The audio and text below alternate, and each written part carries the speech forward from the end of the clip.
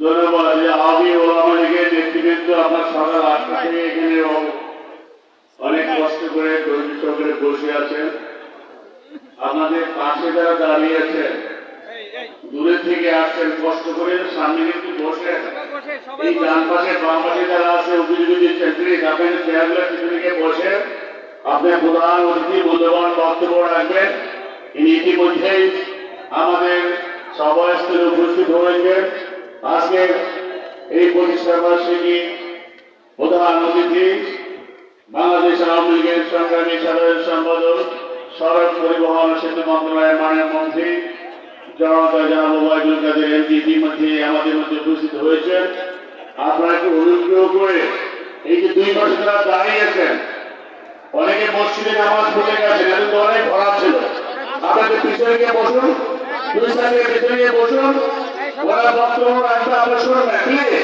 এই যে দাঁড়িয়েছেন যারা, এই চেয়ারে বসে বলবে প্লিজ।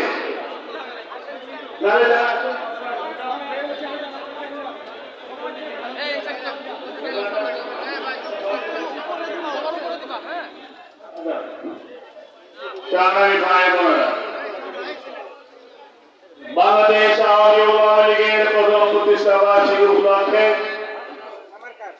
আজকের এই আলোচনা সভায় সংগ্রামী সভাপতি, আওয়ামী ওলামা লীগের সংগ্রামী সভাপতি ডক্টর আব্দুল মোমেন সিরাজি উপস্থিত রয়েছেন।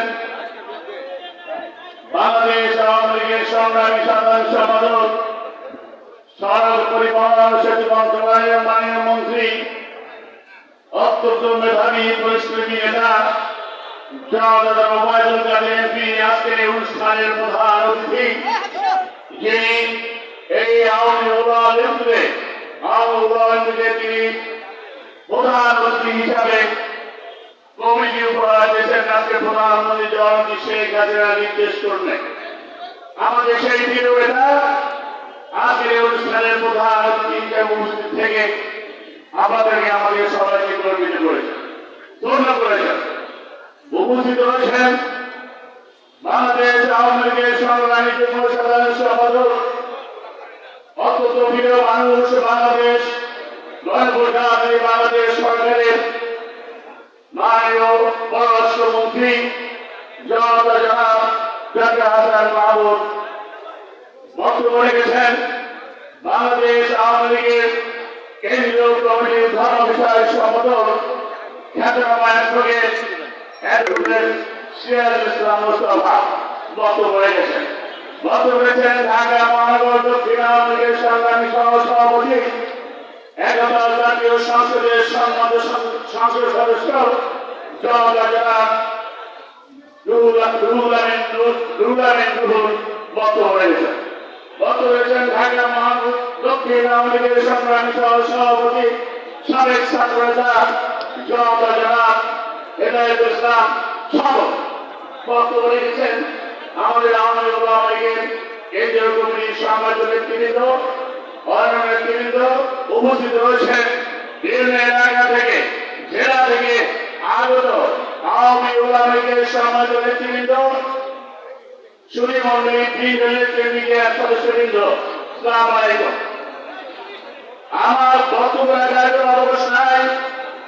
আজকে সভার সভাপতি অনুমতি করলে প্রধান অতিথির কাছ থেকে আমরা নির্দিষ্টমূলক বক্তব্য শুনব।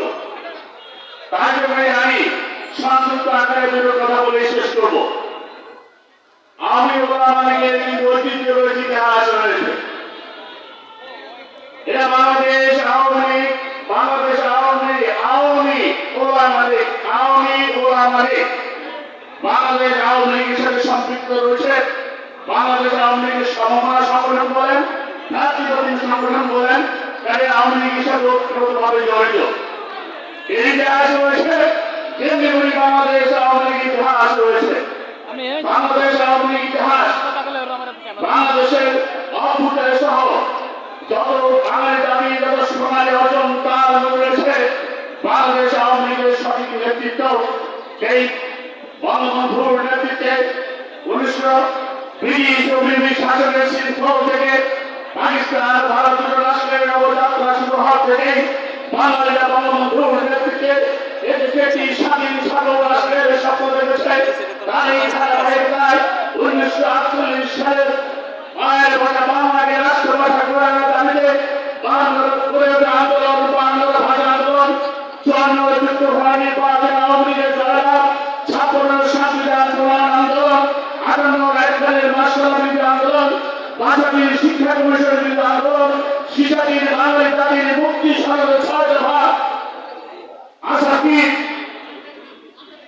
আগত ষড়যন্ত্র মামলা 19 গণ আন্দোলন গণপ্রথার 70 সাধারণ নির্বাচনে বাংলার মানুষ বঙ্গবন্ধুকে নৌকামার আইনের উপর সংখ্যাগরিষ্ঠ দর্শনের মধ্য দিয়ে ম্যানিয়ে যাওয়ার পরেও পাকিস্তানিরা ক্ষমতা হস্তান্তর করায় পরিবেশ করায় 71 সালে মার্চ ঐতিহাসিক সমাজের কাল ষড়যন্ত্রের দর্শনকে বঙ্গবন্ধু এক দিক নির্দেশনার মধ্য দিয়ে স্বাধীনতার ডাক দিয়েছিলেন। এবারে সংগ্রাম আমাদের মুক্তির সংগ্রাম, এবারে সংগ্রাম স্বাধীনতার সংগ্রাম তিনি যুদ্ধের জন্য প্রস্তুতি করেছিলেন, ভয় ভয় যুদ্ধ আহ্বান জানিয়েছিলেন, আওয়ামী লীগের নেতৃত্বে সংগ্রাম পরিষদ আহ্বান জানিয়েছিলেন এবং যার যা কিছু আছে তাই নিয়ে শত্রু মোকাবেলার আহ্বান জানিয়েছিলেন। তাই সেই ঐতিহাসিক কারণে আপনাদের মধ্যে আমিও সেদিন মুক্তিযুদ্ধে অংশগ্রহণ করেছিলাম, ভারতে গিয়েছিলাম, পেরিসিতে বাংলায় ফিরে এসে সরাসরি মুক্তিযুদ্ধে অংশগ্রহণ করেছিলাম। 9 মাস স্বাস্থ্য সংগ্রামের পর শহীদ সংগ্রামের বিনিময়ে অর্জিত হয়েছে স্বাধীনতা। 1971 সালের মুক্তিযুদ্ধে হেফাজত পাকিস্তানি বাহিনীর আত্মসমর্পণের মধ্য দিয়ে 1,86,630 বর্গ কিলোমিটার সবুজ বাংলাদেশ যিনি জাতির সামনে উপহার দিলেন তিনি হলেন জাতির পিতা বঙ্গবন্ধু শেখ মুজিবুর রহমান। এই ইতিহাস আওয়ামী লীগ ইতিহাস, এদেশের গরিব জাতির ইতিহাস। তাই ইতিহাসের সাথে আওয়ামী ওলামা লীগ গঠিতভাবে জড়িত। আওয়ামী ওলামা লীগ ইতিহাসে কিন্তু এক ঐতিহাসিক ঐতিহ্য রয়েছে। তাহলে সেই আওয়ামী ওলামা লীগের আজ প্রথম প্রতিষ্ঠা বার্ষিকী, এই প্রতিষ্ঠা বার্ষিকীতে আমরা আওয়ামী ওলামা লীগের শুভেচ্ছা কামনা করছি, শুভকামনা করি। যার নেতৃত্বে জাতির পিতা বঙ্গবন্ধু শেখ হাসিনা নির্দেশ করবে আর বাংলাদেশ আওয়ামী লীগের সাধারণ সম্পাদক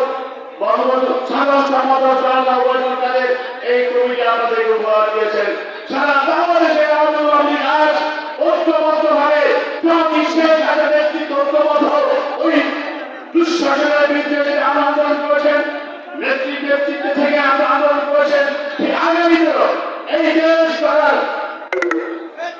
অংশগ্রহণ হিসেবে আমরা তোমাকে শেখ হাসিনার কাজ রাখবেন এই আশা ব্যক্ত করছি।